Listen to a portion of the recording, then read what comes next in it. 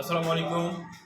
আজকে আমি বৃত্তের এমসিকিউ নিয়ে আলোচনা করব। তার মধ্যে আমি এমসিকিউ যেটা আলোচনা করব সেই আলোচনাটা আমরা একটু মনোযোগ সহকারে দেখি।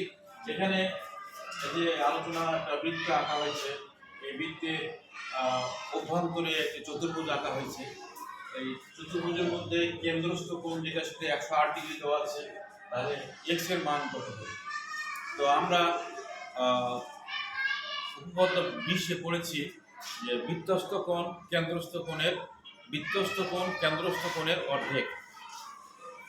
কারণ বৃত্তস্থ কোণটা ছোট, কেন্দ্রস্থ কোণটা হবে বড়, তাহলে অর্ধেক হবে। আবার যদি বলি আমি কেন্দ্রস্থ কোণ বৃত্তস্থ কোণের কতখানি হবে? দ্বিগুণ।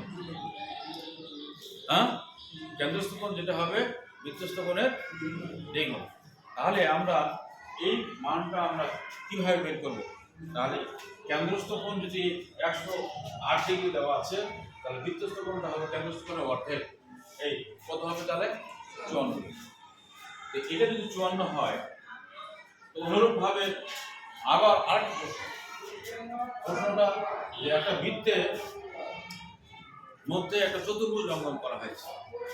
চতুর্ভুজের বিপরীত একটা কোণ দেওয়া আছে 108 ডিগ্রি, তার বিপরীত কোণটার মান কত? এরকম যদি হয়, তাহলে সেক্ষেত্রে আমরা প্রথমত 23 অনুসরণ করব।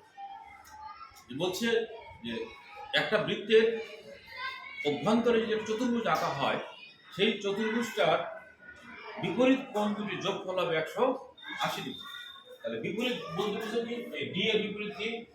বি। এ এর বিপরীত কি? সি। তাহলে ডি কোণটা কত লেখা আছে? 108। তাহলে এটা কত হবে? এই দুটো যোগ করলে কত ডিগ্রি বলছে? 180। তাহলে এটা 108, তাহলে এটা কত হবে? কি করে পাওয়া গেল? 180 বিয়োগ 108 বিয়োগ দিলে যেটা পাবো সেটা। তাহলে মানে এই দুটো যোগ করলে যেন 180 হয়ে যায়। তাহলে আমরা এই ধরনের এমসিকিউ থাকলে আমরা এইভাবে ব্যাখ্যা দিয়ে উত্তর করব। এগুলো মুখস্থ করার বিদ্যা না, এগুলো চোখে দেখতে হবে, অন্তরে স্থাপন করতে হবে, আর এগুলো চর্চা স্টাডি করতে হবে। যে যত বেশি চর্চা করবে সে তত বেশি জানবে। কোনো প্রশ্ন আসার পর সঙ্গে সঙ্গে তোমার ছবিটা যেন তোমার মুখের মধ্যে চলে আসে, মনের মধ্যে চলে আসে, তাহলে তুমি এগুলো পারবে। তাছাড়া এগুলো নৈমিত্তিক পারার সম্ভাবনা নেই। ধন্যবাদ সবাই।